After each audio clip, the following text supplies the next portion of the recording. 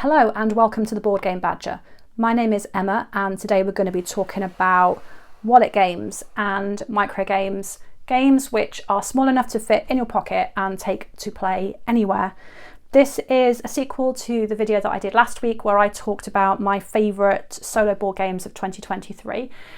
At the time I said that I didn't feel I could do justice to micro games and wallet games because competing against such massive highly produced big box games, they're never going to be able to compete with those, but they are a cracking genre in their own right and I absolutely love them, so I wanted to showcase them on their own, which is why we're doing this video today. So I'm going to showcase 10-ish of my favourites.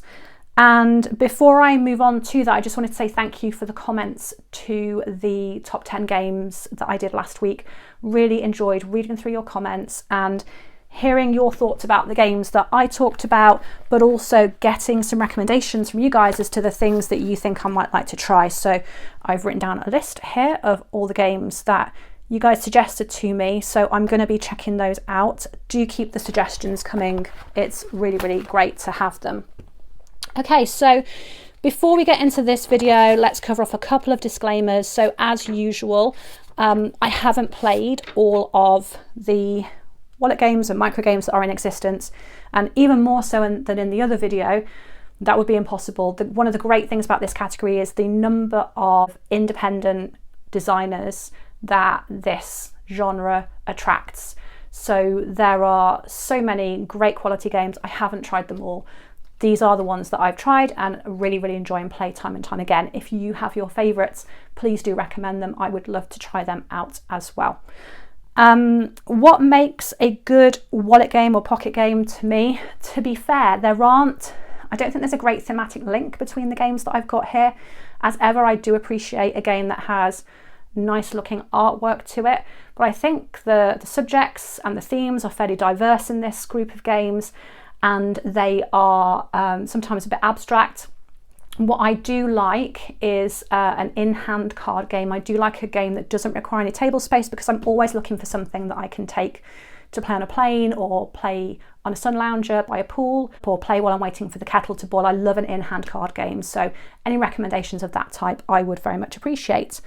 Before we get into the top 10 proper, I do have an honourable mention, and that goes to Deckula, which I actually only printed out this week. So to be fair to everything else, I have not had this long enough to place in my collection, but I wanted to show it because it's a really interesting game.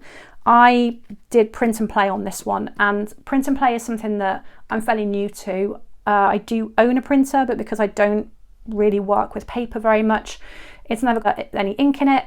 It's rarely got paper, and actually then the outlay of getting those things together to then print a game, I often find is not really worth it. I have to wait for a few games to come along together that I want and then get all the materials together and print them out, and I'm not very good at cutting out, as you can see. Anyway, this is Deckula, and I love the artwork on this is delightfully macabre.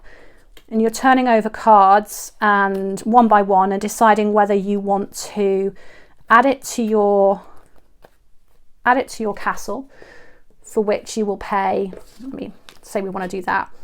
We want to pay 2 energy to do that. Or we can decide that we don't want to buy it, or in this case we can't buy it because we've got no energy, and we put it in the discard pile and we gain an energy for it. And we read the instructions on the card and they tell us what to do. What we are hoping to avoid is this scenario where we've got the Home Sweet Home card and 3 visitors. We don't want visitors in our vampire's castle. We are very antisocial, and to be fair, the visitors probably don't want to be there either because some of them do get killed. But if we ever have Home Sweet Home and 3 visitors, we lose the game. But if we get to the end of the deck having got rid of the visitors, we win. And if we like, we can add up a score and see how well we did. But with that win-lose condition, I enjoy that because I sometimes don't like adding up my score at the end of a game if I just want a relaxing 10-minute game. I like this game because of the artwork. I think it's delightfully macabre. I think the gameplay is simple to grasp and relaxing, but as I say, I haven't had it long enough for it really to have earned a space in my top 10. but who knows what could happen next year. I just wanted to show that one off. Okay, let's get into the top 10 proper. Number 10 is Palm Island. This is the first wallet game that I got, and I got this specifically to play on holiday. It's got a lovely holiday-ish theme of a palm island, but it's a pun, right? It's an island that you hold in the palm of your hand. So the way this works is that you have a deck of cards. It's an in-hand card game. I look at the first card and see what I want to do with it. In this case, I can't do much because I need 2 logs or 2 fish to activate this card, and I don't have that. So I can't do anything with that card either, so I push that one to the back. This one though, this logger, for free, I can take that resource, and I'm going to do that, and I store it there. I can't do anything with the temple because I don't have the resources, so I put the first card behind.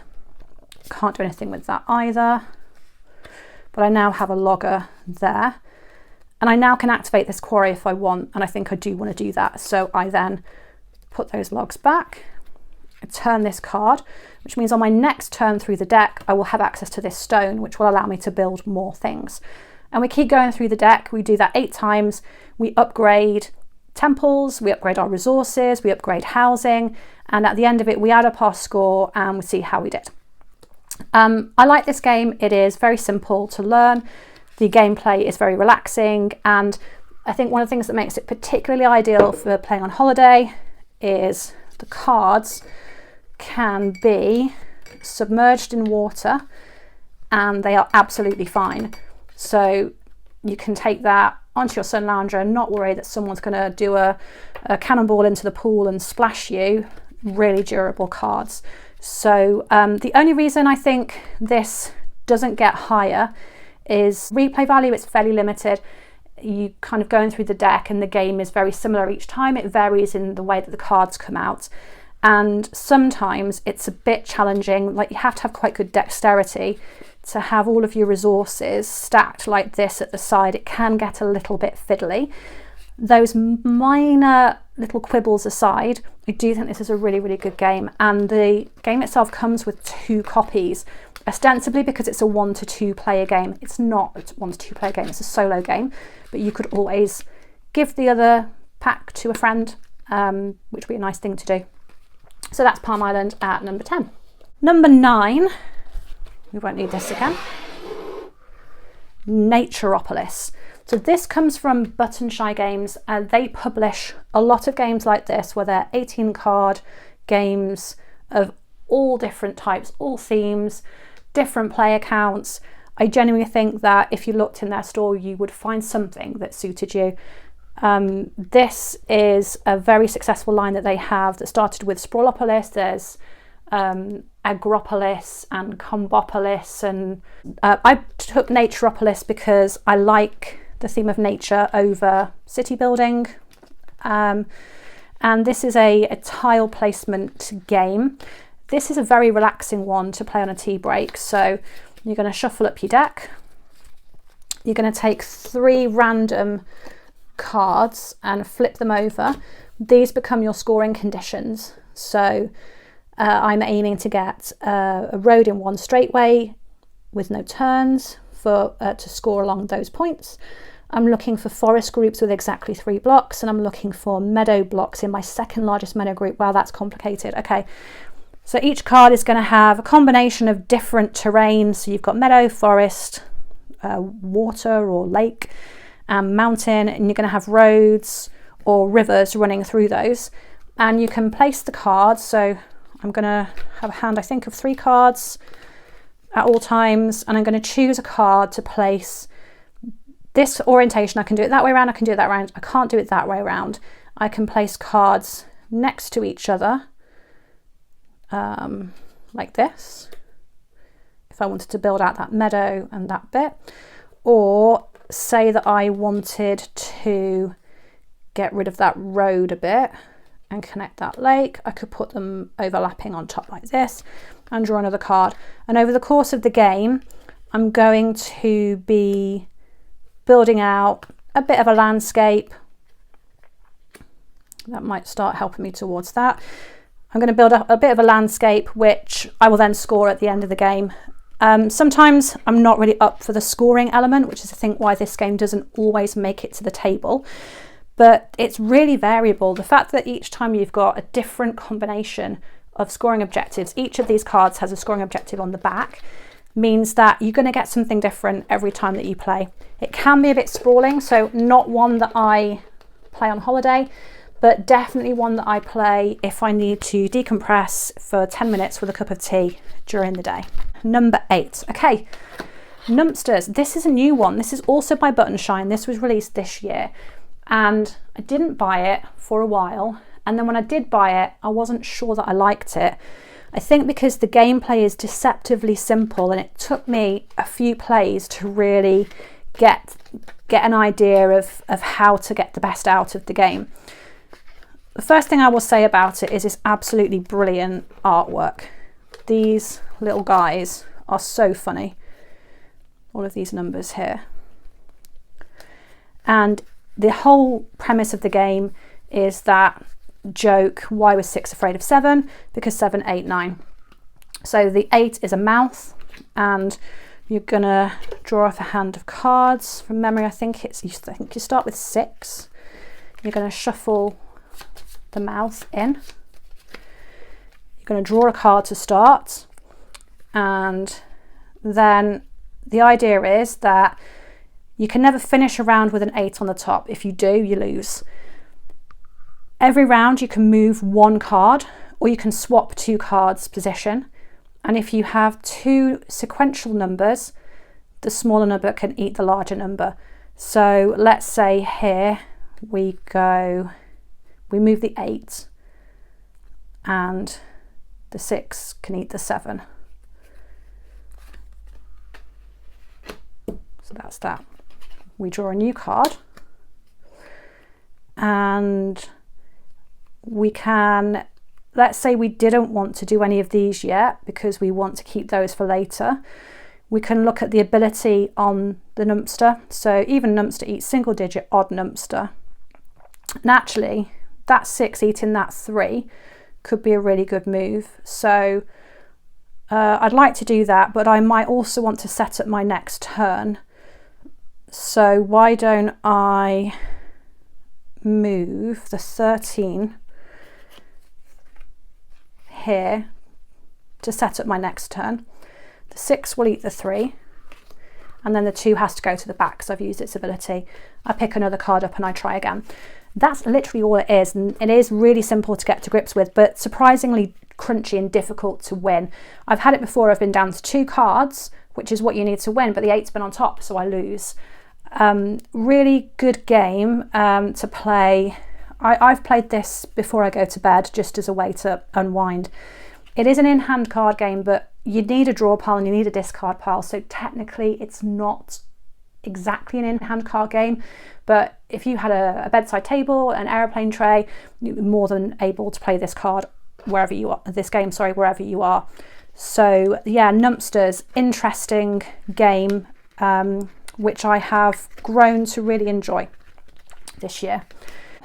Okay, something a bit different now.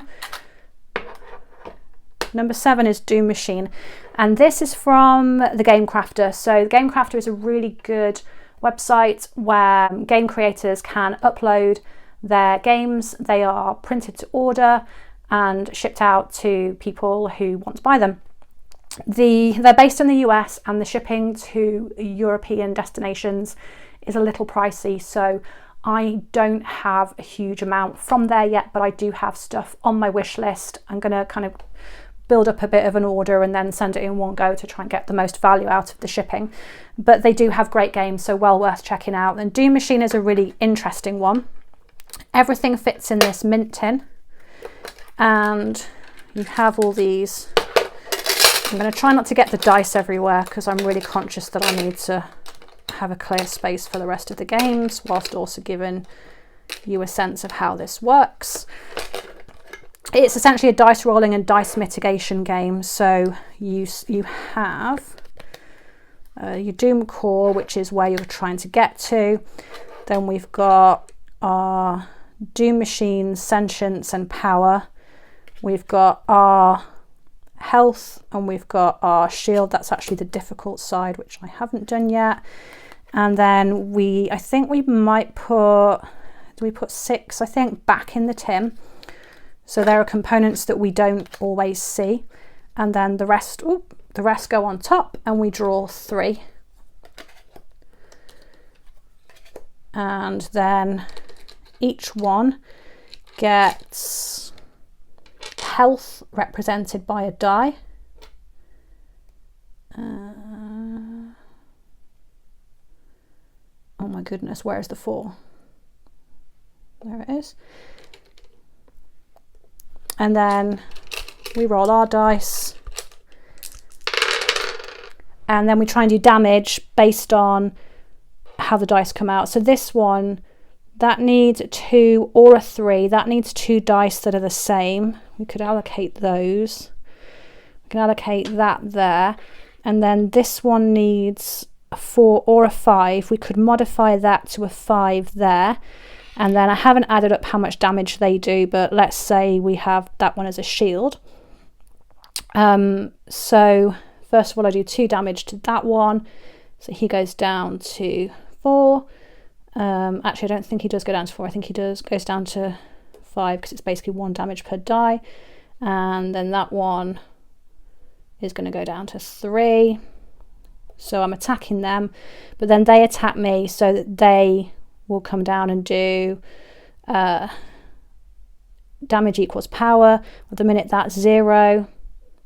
That will do damage of 6 because it's the HP of the component to the left, and that will do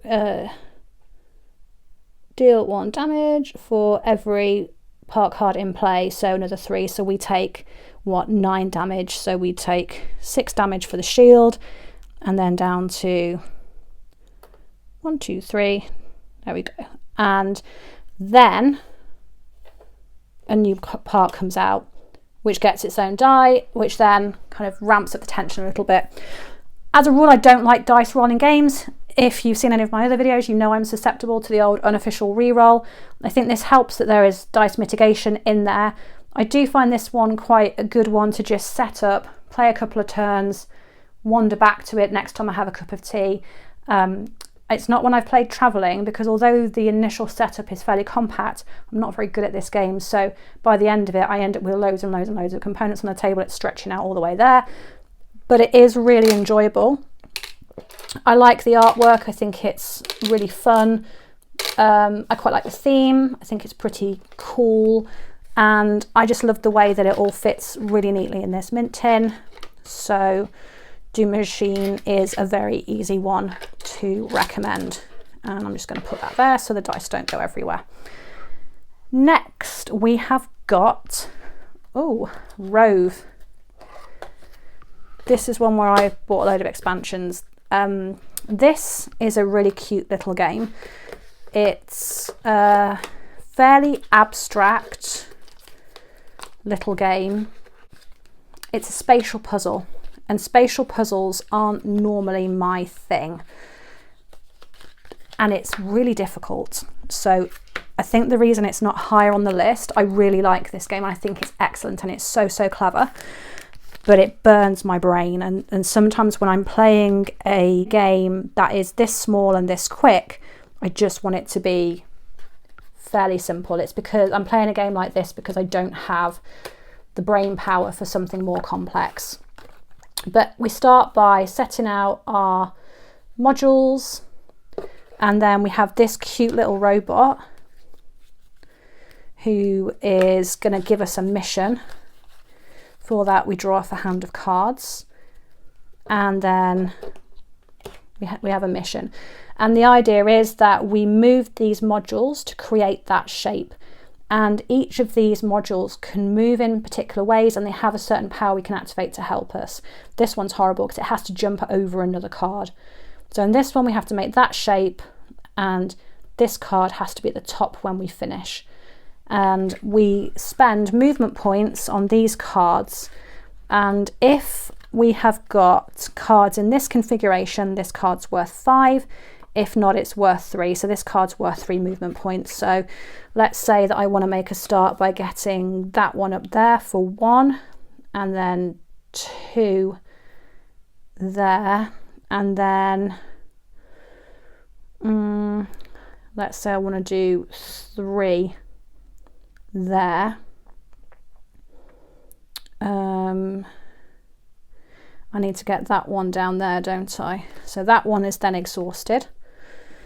So to get there, I'm going to need 2. Let's do this. 1, and they have to be connected at all times. 2. Is that right? Does that look right? Yeah, I think that's right. So I've passed that mission. So then I take another mission, and I think I can draw 1 more card. So my cards are starting to diminish a bit, and then I do the next mission. And the cute thing about this game is as you complete your missions, you end up with a nice little tableau of what this little robot dude, what he's doing on his little mission of exploration. Really, really nice game. I have, whatever possessed me, shuffled in all the expansions into this, so the game is even harder than it would otherwise be, because there are missions you have to solve in 1 turn or you lose, but some cool abilities and things that you can do that keep the game feeling really fresh. Really, really neat little game, again by Button Shy, and well worth looking into if that's the sort of thing that you like. Next, right, Skulls of Sedlec is my next one.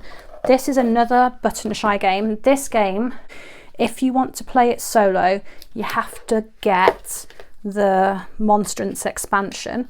And so when I say you have to get an expansion, I think the game itself was £12 from Button Shy, and I think the expansion was £3 or £4. So it's not breaking the bank, but just be aware that if you like the look of this game, you want to play it solo, you do have to buy the expansion. And in this, you're basically making a couple of shapes. So you make a pyramid shape, and then one of the shapes from one of these cards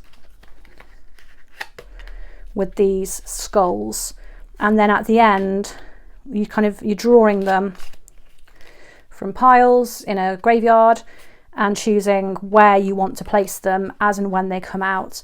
And it matters where you place them, because this one, for example, these like to be together, these skulls, these romantics. This is a criminal, and he likes to be next to a priest so that he can be pardoned in the next life. So if I will score more if I can put him next to a priest. And there we go. So we've got another romantic there, which we could, in theory, we can't place next to that, so maybe we'd put that in our other shape there, and yeah, we could put that next to there. So you're building up these shapes according to what the card tells you to build, and then at the end you score it up.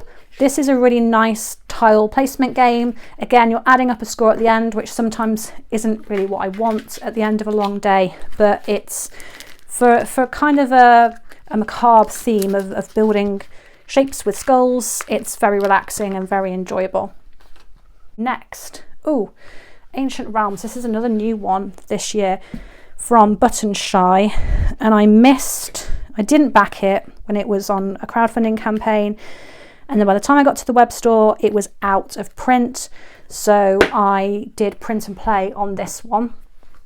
And I have to say I really like this game. So I like civilization building games, and this is a teeny tiny civ builder. So I'm going to start with, I forget how much money I start with, I think it might be like 2 or something. I'm going to start with some resources. The rules will tell you how many resources to start with, and then I'm going to have 2 piles of cards. I've got wonders and I've got city cards. They may not be fully shuffled. And I'm going to have a row of these cards, and I can choose to place them in my city. And let's say I place this. Then at the end of the game, this is worth 2 victory points.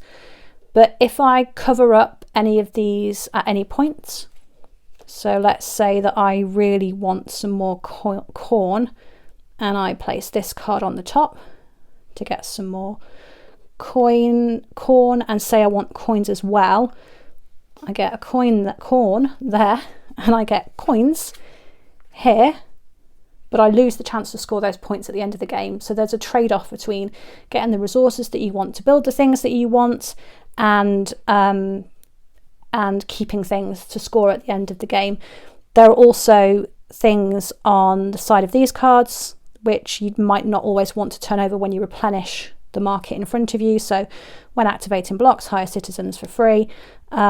So some things are going to cost. So this king would cost me a coin if I wanted to activate him. But if I activate him now, it wouldn't cost me anything. Your wonders score big. This one scores 9 points, but take a lot of resource. So you're building your resources to build your wonders. This is a really nice game. I've got an expansion for it as well. And for such a small 18 card game, there's a lot of decision space in there and a lot of replayability. So I do really recommend this one. We're into the top 3 already. How time has flown. Right, okay, so this one, I'm going to apologise on 2 counts for this one, that the whole game is not technically pocket sized, but the deck you build is. And the second count is, I think this game is super hard to get a hold of. So apologies if you like the look of this game and then struggle to get hold of it. I only got hold of it because I was talking about it to a guy in Mastodon called Roger. Shout out to him for being so kind as to sell me this. It's Maiden's Quest, and this is a game, I love the premise of this game. So this is a princess locked in a tower, not waiting for someone to rescue her. She's taking matters into her own hands and she's going to bust herself out. I haven't ever read the rule book for this, by the way, because it is absolutely shocking. The rule book is at the bottom of this box, unread. I printed out, no, I haven't printed out. I've saved on my phone a PDF of an amended rules, which they have on Board Game Geek, because the rules are so bad, they really let this game down. But the game is great. So I built a deck, and the reason this is so big is that there's all these cards from which you build a deck. So you have a maiden facing off against a boss, and the maiden has a bunch of things that help her, and the boss has a bunch of minions and things that help them. You shuffle them all together and you come up with a deck. And so what you then end up with is your deck, and you put cards to the back until you come up with an encounter. So here's a goblin, and I can choose, do I want to run away from this goblin, or do I want to try and defeat this goblin? To do that, I'm going to need 3 symbols of these symbols on the next 5 cards. I'm feeling brave. It's my first turn. Why not? So let's go 1, 2, 3, 4, 5 cards in my fan. This is another game where you need a little bit of dexterity, because your fan, you've got to hold your fan and manipulate the cards in your fan, and sometimes your fan has more than 5 cards. Straight away I can push this 3 to the back because I'm only level 1, so I can sell the cards that are higher. It doesn't really help me. I've got one of the symbols that I need. I've also got this symbol, which means that I can look at the next 5 cards and reorganize them in any way that I like. I am going to do that. 3, 4, 5. I'm going to keep them as they are. And then this card, this symbol here, allows me to take a card and put it to the back and bring the next card in. I'm going to do that. And now I've got the 3 symbols that I need, which allows me to defeat the goblin, and I can then upgrade one of my cards. So I would like to upgrade this one, because now that is going to let me add a card to my fan, and it's also got that distraction logo on it as well. So that's a pretty good round. If I hadn't beaten that goblin, he would have forced me to take some damage, which would have meant downgrading a card. And so you move through the deck like this a number of times until you get to the final boss and either beat them or not. And because you've got so many different heroines you can play as, and you've got so many different bosses you can fight against, so many different minions. There's loads of different combinations of gameplay. I quite like playing this on an aeroplane. So that's Maiden's Quest. And again, apologies if you fall in love with that and can't find it, but I didn't want to leave it out because it's so good. Right, top 2. Let's talk about Dragons of Etchinstone. So Dragons of Etchinstone, another one from Gamecrafter, designed by Joe Clipfall, and he does really well out of looking at really popular games and distilling them down into 18 card versions. So he's done Birdscaping, which is inspired by Wingspan. He did Gloomholden, which is inspired by Gloomhaven, and that's now actually been taken up by the creators of Gloomhaven into Gloomhaven Buttons and Bugs, which I've actually got on order and will show to you whenever that arrives. And this one, Dragons of Etchinstone, which I believe is inspired by Mage Knight, which is a game I have heard of and like the look of, but haven't played. It's very expensive actually last time I looked it up. And something happened to these cards when I was on holiday. I played them sitting by the pool, and I don't think they like the heat. There's something on these cards that has reacted to the heat, and they stick together a bit now, but they're still playable. And this essentially is an adventuring game where you are working your way through a fantasy land, attacking various creatures, defeating various hazards until you meet a dragon and try and slay the dragon. And I'm just trying to find the journey/monster card. It was stuck to the back of the dragon card. I will find out what's happened to those cards. If anyone has any ideas, let me know. So I'm going to put that there like that. I'm going to draw off 4 cards, I think it is. And I'm going to look at that one, which says I'm going to face Journey 2, which is this one. I need 8 movement points to pass this obstacle. So movement, I've got 5 movement there. I've got 5 movement there. Okay, so 5 movement there. If I can get a yellow to boost it, which I've got here, so I'm just going to put that yellow here. And then I need to try and get to 8. So if I put that card there, then I've got 9. So that gets me to where I need to be. So I win that encounter. I then get 3 points to upgrade a card or cards of my choice. I'm going to upgrade this one because I didn't use it, which means I get to keep it for the next round. And they go to the back. And then I draw off another 4 cards. I face monster 4 and I do the same thing again. And I upgrade my cards, I downgrade them when I lose, and I hope that in the end I'm strong enough for the final confrontation, and in the process I move through these various different landscapes. It's a really good game, and there's only one thing that's keeping this off the #1 spot, and that is that some of the icons are really small. I have got excellent vision, but I miss icons like that quite easily, and icons like, you know, like this ranged icon here, you have to be looking quite carefully, and sometimes the green on green is not very easy to see. And as I say, I've got excellent eyesight, so if your eyesight is not excellent, then it might be a bit of a barrier to playing. And like at the end of the day, if I've been looking at a screen all day, I'm not necessarily up for straining my eyes to try and see these tiny little logos. As beautiful as this game is and as good as the gameplay is, that's the only reason it's not at #1, but an excellent game nonetheless. Right, so what is at #1 then? The game at #1 is a game that I discovered a few months ago. I think I've got the right number of cards, yeah, because I've got expansions in here as well. It's an 18 card in-hand game, and it's called Galdor's Grip. I printed this myself. This is a low ink version of the files, which I found on Board Games Geek, but even with the low ink version, it took a whole colour print cartridge to print this bad boy out, because Well, look at the colours on those cards. They are really nice looking cards. And the idea of this game is that you are trying to trap an evil wizard by finding 4 binding stones and locking him in. If you can do that, then you win, and you can then total up how many points you've scored.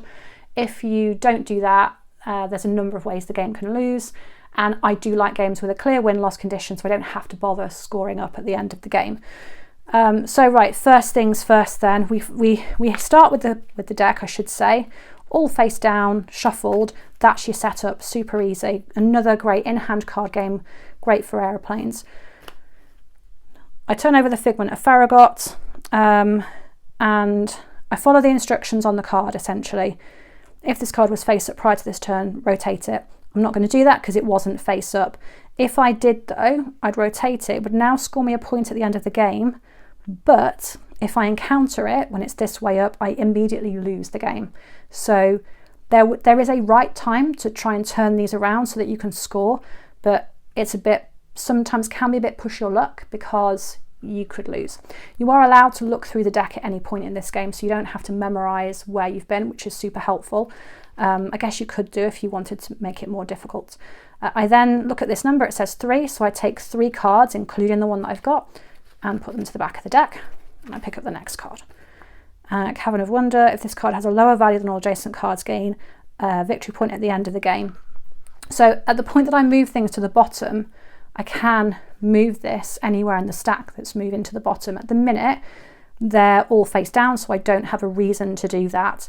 I can also turn this card round to get 4 movement, but I don't see a reason to do that. I want to see what's in the deck.